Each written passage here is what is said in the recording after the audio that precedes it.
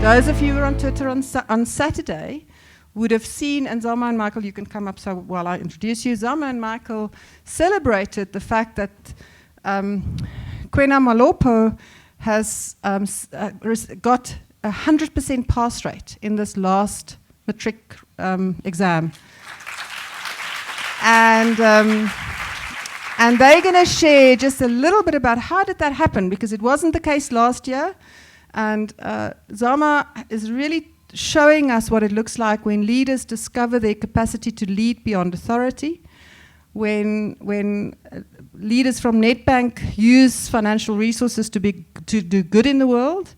And Michael has shown it what it looks like when a principal does this, and he just discovers his leadership and he goes for it. So we're delighted to have both of you here.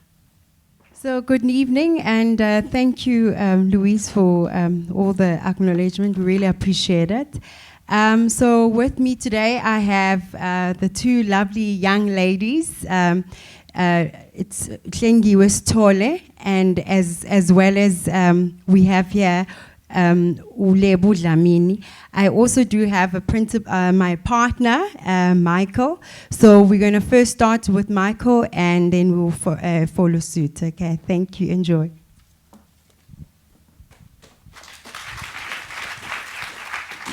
Thank you, Zama. Good evening, ladies and gentlemen. As Zama and Louise already introduced us, we're not going to waste much time.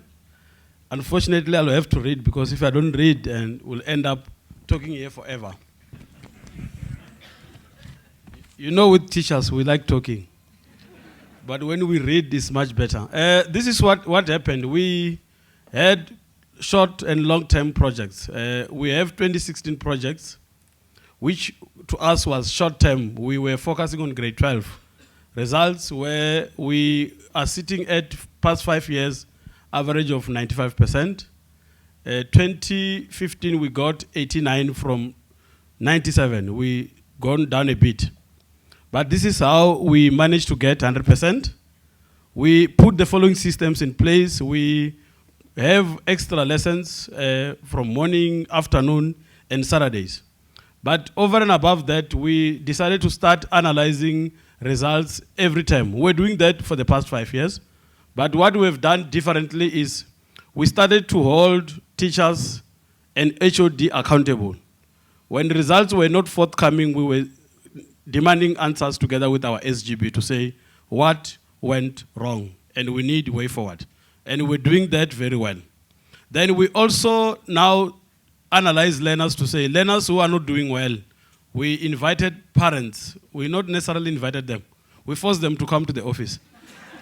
Inviting them is understatement. We forced them to come to the office, and then while we're sitting there, we demanded to know why the learner, what are the challenges. And when we pick up their challenges, we then brought in NGOs. Zama was here to support. Then over and above that, we have ongoing support for HODs and teachers through the partnership which Zama created, where we have partnered with St. Stephen's, where they put system in place how to manage day-to-day running of the department. We over and above that, when we pick up that learners have got lack of mentorship in the community, then we put in career workshops and job shadowing. Zama will talk more about mentorship, and the learners will be here to tell us how it has changed their lives. Then the outcome of those interventions we come up with. We had no learner in grade 12 last year who fell pregnant. We've got challenge of pregnancy. Over and above non-learner falling pregnant, we achieved 100% pass rate.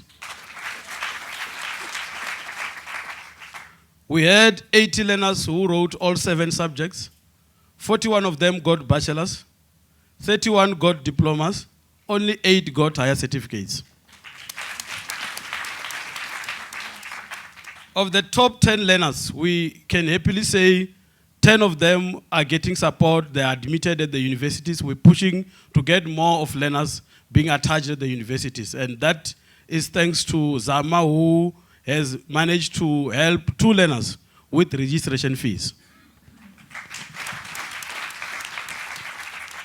2017, lastly, 2017 projects. We're going to do more or less the same with grade 12, but with more of emphasis on getting quality results. We're going to eliminate number of higher certificates and increase more bachelors there. But what we're going to do as a long-term plan, 2 years plan, we're going to start treating grade 11s of this year as grade 12, so that by the time they reach grade 12, they will be ready for grade 12. That's what we're going to do. Over and above that, we've already started last year to improve quality of teaching in grade 8, 9, and 10. And we have started with awarding both teachers and learners who are doing well in grade 8 and 9 and 10, because to us, that is a long-term plan.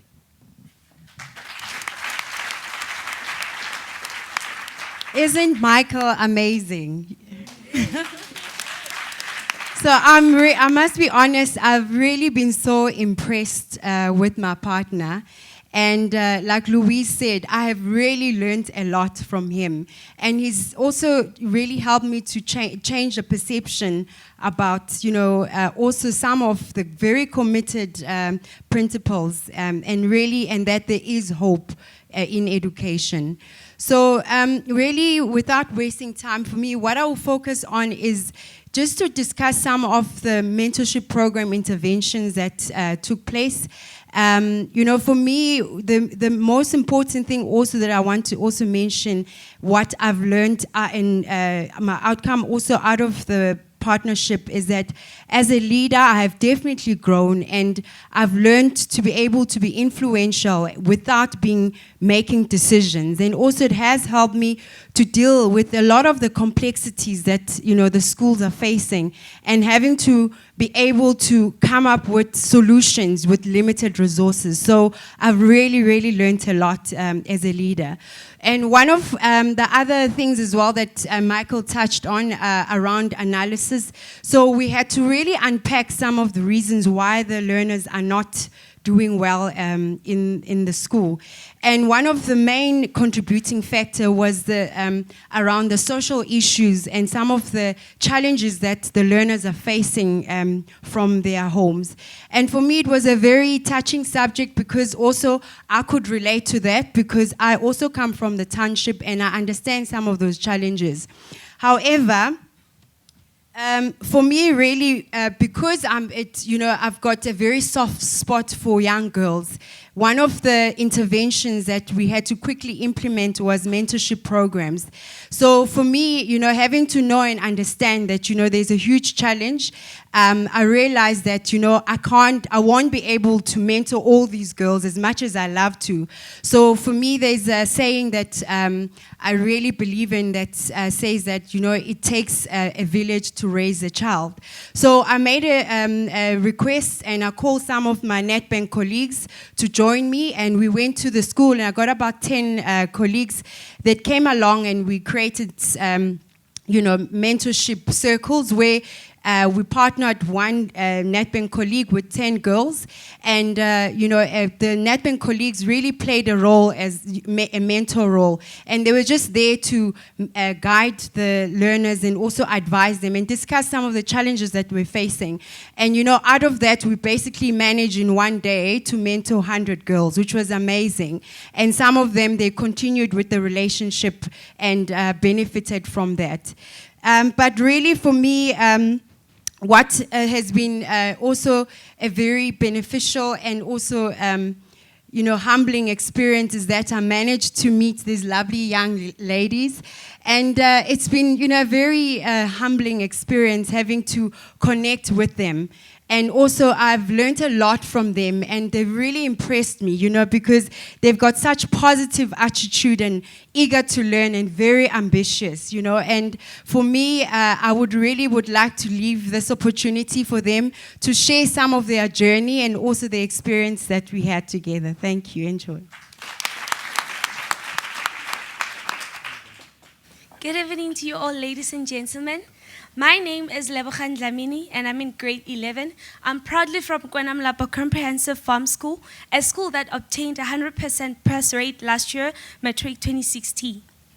I'm from a disadvantaged background. I'm from a family wherein we live in an informal settlement where there's no electricity, and my mother is a semi-skilled worker and works as a tea lady in a company in Lanseria, and my dad is also a semi-skilled worker and self-employed.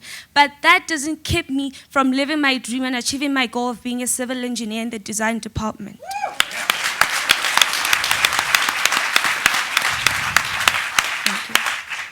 My school also plays an important role in making sure that I achieve my goal, and Zama as well. Without my school, I wouldn't have met Zama.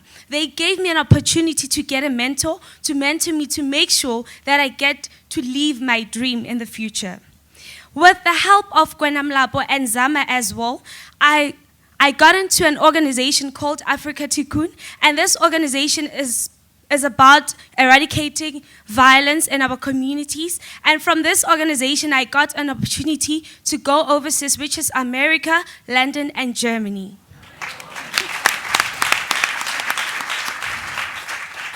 And meeting Zama has helped me a lot, as I said. She helped me to learn how to speak in an interview and also how to behave in an interview.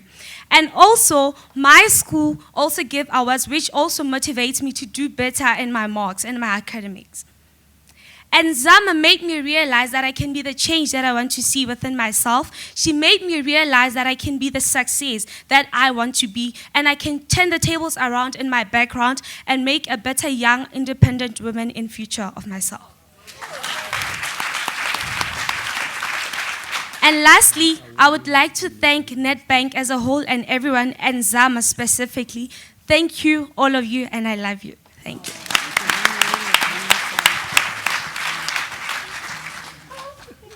That was a wonderful speech. Can we clap hands for her once again? Greetings to you all, ladies and gentlemen. You all look so beautiful. My name is Hlengiwe Sithole, and I am a former learner at Kwena Molapo Comprehensive Farm School. I come from Diepsloot, and Diepsloot is a place popularly known for teenage pregnancy, violence, and everything that is associated with violence. I live with my single mother with 2 siblings, and while it's difficult, as you can imagine, because you're limited to dream, you're limited to go out there and say, I want to go there. Now, one could say that their dreams will not happen, but for me, that wasn't my story. I knew I wanted to live a better life, to make sure that we don't live in a shack anymore. And it was up to me, in order to inspire my little brothers, that we could get out of there and have a happy future and life that will satisfy both my mom and my younger children. In grade 11, even though I'm embarrassed, I got 2 suspensions for being late. Now, for me, that was a wake-up call because, as rich people may say, time is money. And because of time, I had to learn a lot of things. And I remember just crying there and thinking that the principal didn't care about me or being a learner at Kwena Molapo, but I realized that he encouraged me enough so I could be where I am today. And now I stand before you, ladies and gentlemen, as a young girl from Diepsloot, from a shack. However, I got an acceptance at the University of Wits to study towards a bachelor in film and television.